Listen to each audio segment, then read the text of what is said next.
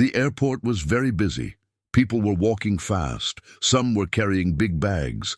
Some were talking on their phones. Children were running around and laughing. Parents were tired but still moving. Everyone was in a hurry. Then a quiet man walked in. He was not in a rush. He was wearing a neat green uniform. His shoes were shiny. His face looked serious and a little sad. His name was Colonel David Carter. Colonel Carter was a soldier. He had served in many places. He was strong, brave, and always did his job. But today was not like any other day. Today, he had a very special job. He was bringing home the body of a young soldier named Jason Reynolds. Jason had died in a war. He was only 21 years old. Colonel Carter was not smiling. He carried a folder with his travel papers. He walked slowly and carefully to the check-in desk. The body of Private Jason Reynolds was already at the airport, waiting in a special box covered in the American flag. Carter's job was to fly with it and make sure Jason got home to his family. When Carter got to the airline counter, he showed his military ID and the paperwork. A lady at the desk looked at his papers. She did not smile. She typed something into her computer. Then she looked confused. She called another worker. Carter stood still, calm and patient. He had done this kind of job before. He had flown with soldiers who died. He knew the rules. But something was wrong this time. The lady looked back at him and said, "I'm sorry, sir. There is a problem with your ticket. You cannot fly today." Carter raised his eyebrow. "I'm escorting a fallen soldier," he said quietly. "This is official duty." She looked nervous. "I understand, sir," she said, "but there is a policy issue. Something in the system says you cannot board." Carter stayed calm. "That doesn't make sense. I've done this before. The paperwork is complete. I need to be on that flight." More people were starting to listen. A man with a USMC, United States Marine Corps, hat stepped forward. He was a veteran, someone who had served in the military. "Two," he said, "why can't the colonel board? He's doing something honorable." The workers didn't have a clear answer. They said it was about security protocols, but they didn't explain why. They kept repeating, "It's policy." Colonel Carter didn't raise his voice. He didn't argue. He just stood there, tall and proud.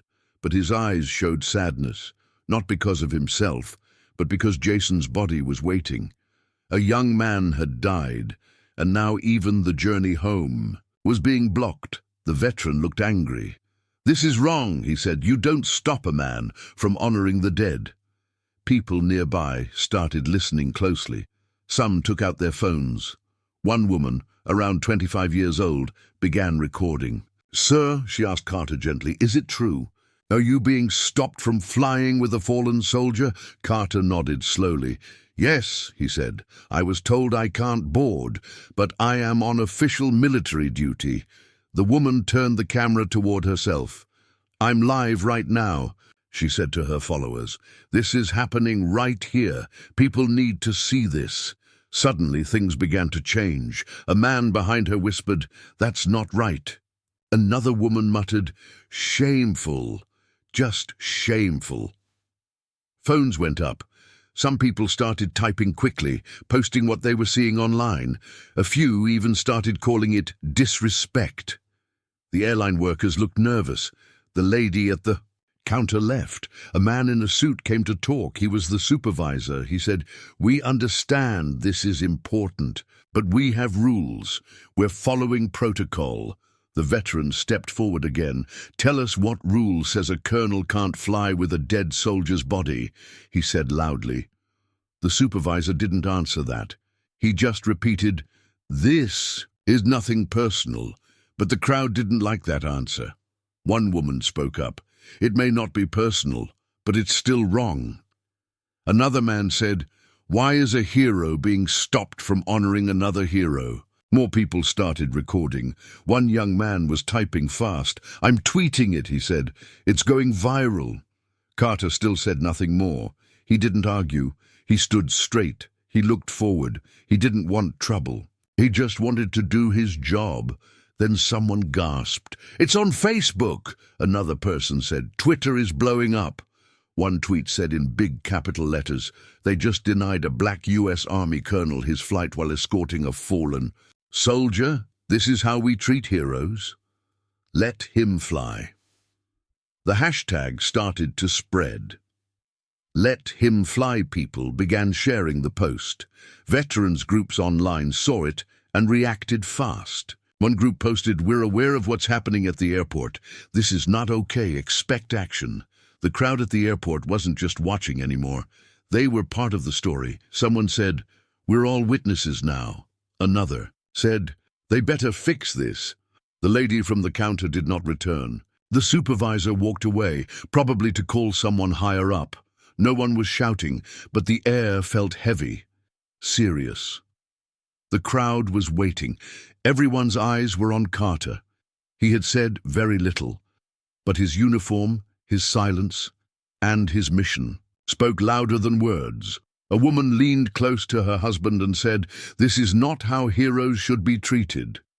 Another man nodded and added, "The way he stands, he's proud." And they're embarrassing themselves. Even the airport announcement didn't break the focus. A voice said, "Flight 237 to Phoenix is delayed." But no one cared about Phoenix. All eyes stayed on Carter. This wasn't just about a rule, it was about respect, about doing the right thing. Colonel Carter didn't move. He waited. The body of Private Jason Reynolds was still waiting too. A family back home was expecting their son to be brought back with honor. That was Carter's job. And no ticket problem should stop that. The people around him knew it too. They were not just strangers anymore. They were helpers, witnesses, people who knew what was right and were ready to speak up. And the story. It was no longer just in the airport, it was everywhere. The airport was no longer quiet.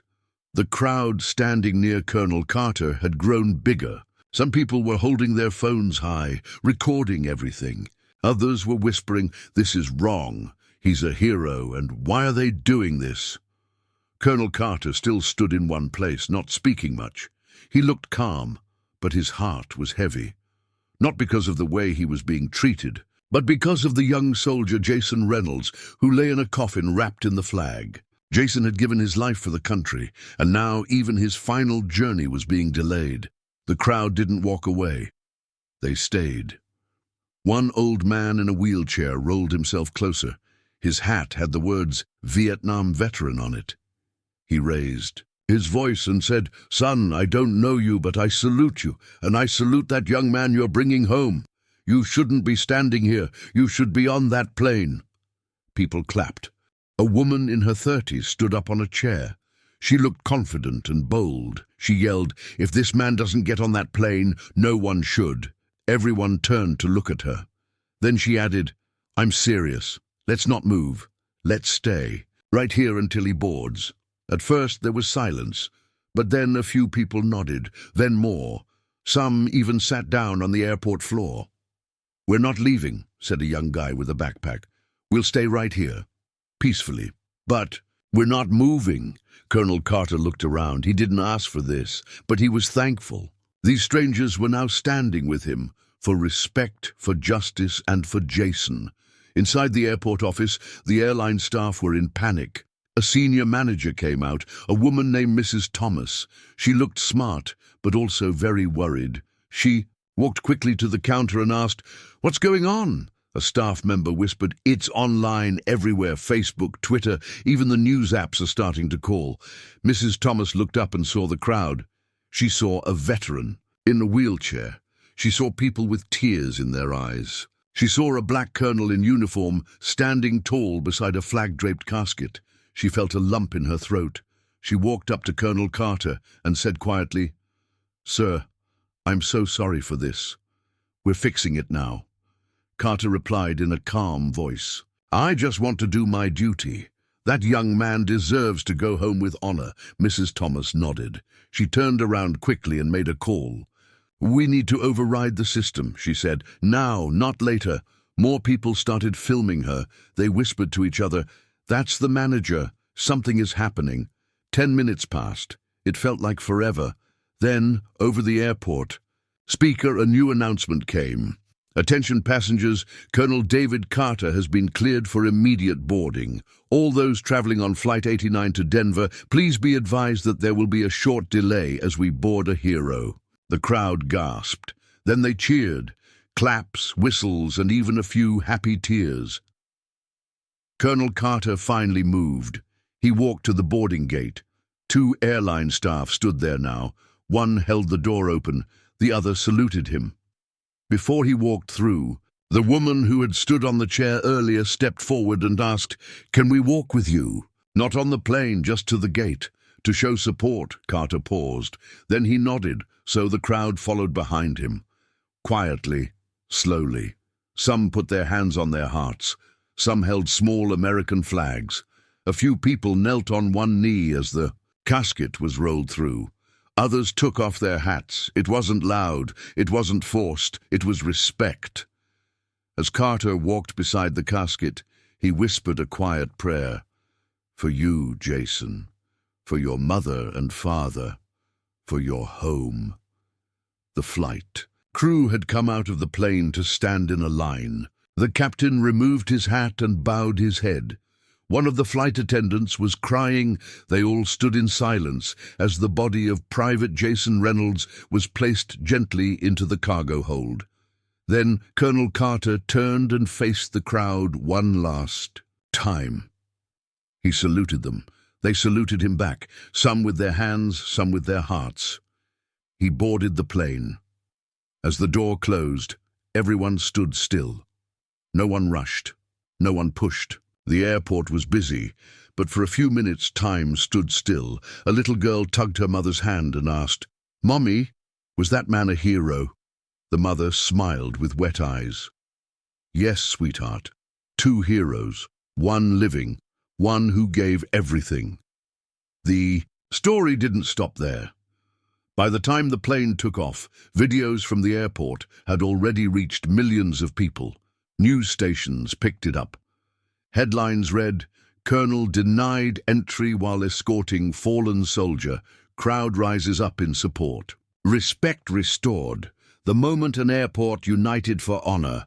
Veteran groups began writing letters. Airlines started reviewing their policies. People all over the country posted messages like, "This is how you honor the fallen." "Thank you, Colonel Carter. Never forget Jason Reynolds." Back on the plane, Colonel Carter sat quietly by the window. He wasn't thinking about the crowd or the videos. He was thinking about Jason's family, about what he would say to Jason's mother when he handed her the flag. That flag meant everything.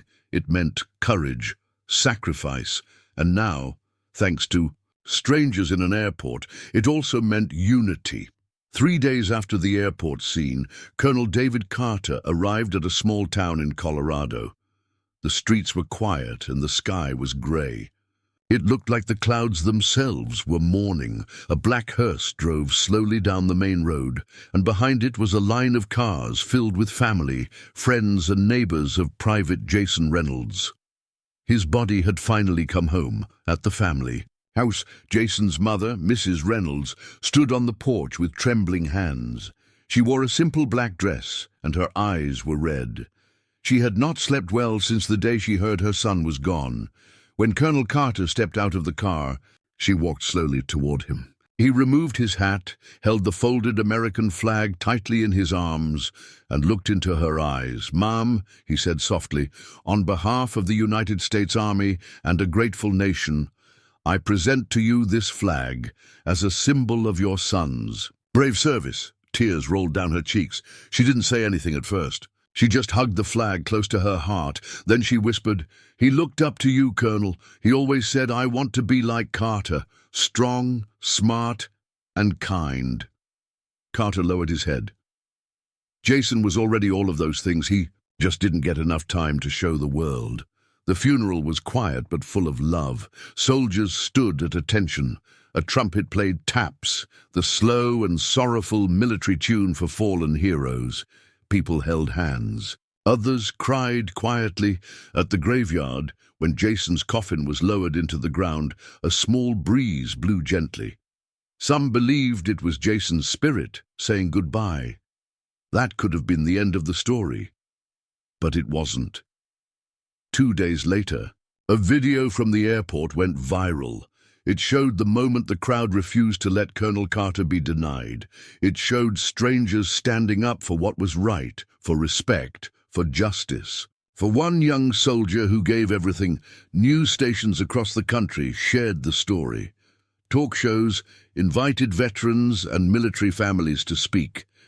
Hashtags like "You Honor the Fallen" and "We Stand with Carter" started trending. One of the most powerful photos was of the little girl at the airport asking her mom, "Is he a hero?" That moment melted hearts. Back in Washington, D.C., a group of military officials called Colonel Carter. He was asked to attend a national ceremony for fallen heroes. When he arrived, people clapped, some stood. Many had seen his face before, not just on TV, but in their hearts. At the ceremony, the President of the United States stood up and said, "One moment, one airport, one man doing his duty." That's all it took to remind us what true honor looks like. Colonel David Carter didn't ask for praise. He simply wanted to do the right thing. And when he was blocked, the people around him became his voice. That's the America we believe in. After the speech, Colonel Carter was handed a medal, the Distinguished Service Medal, one of the highest awards a soldier can receive. He didn't smile. He didn't cry. He simply stood tall, thinking of Jason. Meanwhile, Jason Reynolds' story inspired a movement. His mother received thousands of letters from people across the country. Some said, "Your son made me believe again."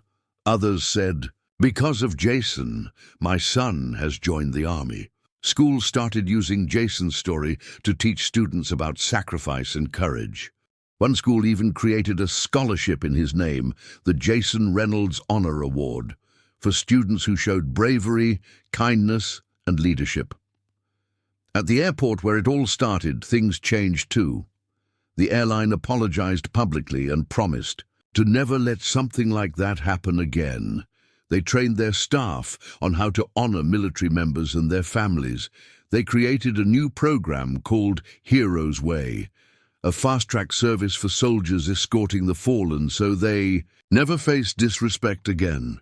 They also placed a photo near the gate. It showed Colonel Carter walking beside the flag-covered casket with the crowd behind him. Below the photo, the sign read, "One man stood alone, then we stood with him. Let this remind us, honor is louder than rules." Months passed. Life slowly moved on. But for some, that day at the airport stayed forever in their hearts. The woman who stood on the chair that day. She became a speaker, sharing the story at events and schools. The old veteran in the wheelchair, his video saluting Colonel Carter was shared over 10 million times. He was invited to the White House. The young man with the backpack. He wrote an article titled, "The Day We Sat Down So He Could Stand Up." It was published in major newspapers. As for Colonel Carter, he returned to his base, but something in him had changed. He started writing letters to the families of every fallen soldier he escorted. Long letters, personal letters. He didn't want any family to feel forgotten. One day, he received a letter from a teenage girl. It read, "Dear Colonel Carter, my brother died in the war 2 years ago. We never got to say goodbye properly, but when I saw you standing at the airport, I cried. Not because I was sad, but because I saw my brother in that young man, and I saw hope in you. Thank you for reminding us what it means to care." Carter placed the letter in his drawer, right next to Jason's photo. Years later, a book was written. Its title was simple, "The Colonel, the Coffin, and the Crowd." It told the story of one quiet act of duty, one loud response of love, and one nation's reminder that honor still lives. The world moves fast. People forget. Phones scroll. News changes. But the right action, done at the right time, with the right heart, can echo forever. Never be afraid to stand when others sit. Never be afraid to speak when others are silent. Never be afraid to do right, even when the world does wrong. Because somewhere, someone like Colonel Carter may be walking alone, and all they need is for us to walk with them.